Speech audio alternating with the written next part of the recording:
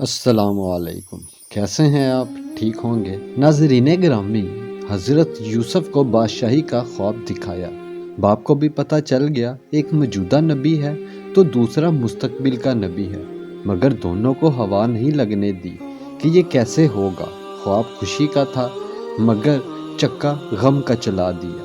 یوسف 2 kilometre دور کنویں میں پڑا ہے، خوشبو نہیں آنے دی۔ اگر خوشبو آ گئی تو باپ سے رہا نہیں جائے گا، جا کر نکلوا لے گا، جبکہ بادشاہی کے لیے سفر اسی کنویں سے لکھا گیا تھا۔ سمجھا دوں گا تو بھی اخلاقی طور پہ بہت برا لگتا ہے کہ ایک باپ اپنے بیٹے کو بادشاہ بنانے کے لیے اسے کنویں میں ڈال کر درخت کے پیچھے سے جھانک جھانک کے دیکھ رہا ہے کہ قافلے والوں نے اٹھایا ہے یا نہیں، لہٰذا سارا انتظام اپنے ہاتھ میں رکھا ہے۔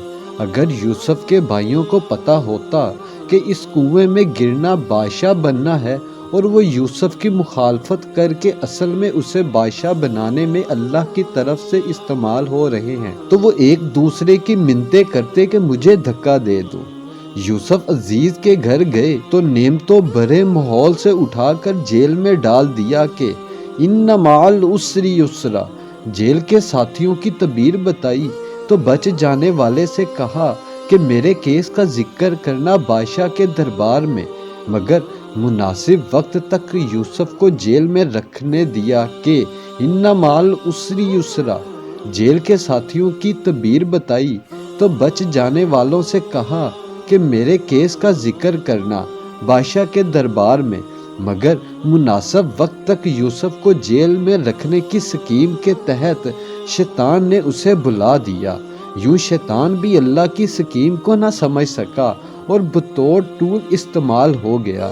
اگر اس وقت یوسف علیہ السلام کا ذکر ہو جاتا تو یوسف سوالی ہوتے اور رب کو یہ پسند نہیں تھا۔ اس کی سکیم میں بادشاہ کو سوالی بن کر آنا تھا اور پھر بادشاہ کو خواب دکھا کر سوالی بنایا، اور یوسف علیہ السلام کی تدبیر نے ان کی عقل و دانش کا سکہ جما دیا۔ بادشاہ نے بلایا تو فرمایا میں ایسے باہر نہیں آؤں گا جب تک عورتوں والے کیس میں میری بے گناہی ثابت نہ ہو جائے۔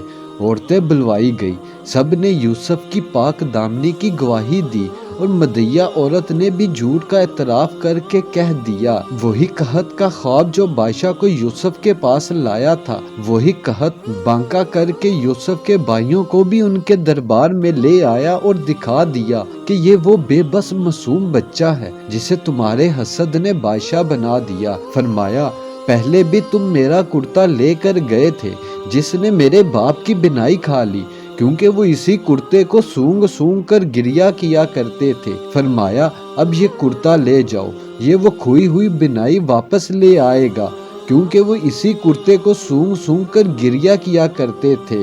اب یوسف نہیں، یوسف کا کرتا مصر سے چلا ہے۔ تو کنعان کے صحرا مہک اٹھے، یعقوب چیخ پڑے، تم مجھے سٹھیا ہوا نہ کہو تو ایک بات کہوں، مجھے یوسف کی خوشبو آ رہی ہے۔ سبحان اللہ، جب رب نہیں چاہتا تھا تو 2 کلومیٹر دور کے کنویں سے خبر نہیں آنے دی، جب سوئچ آن کیا ہے تو مصر کے کنعان تک خوشبو سفر کرتی ہے۔ واللہ غالب، اللہ جو چاہتا ہے وہ کر کے ہی رہتا ہے، مگر لوگوں کی اکثریت یہ بات نہیں جانتی۔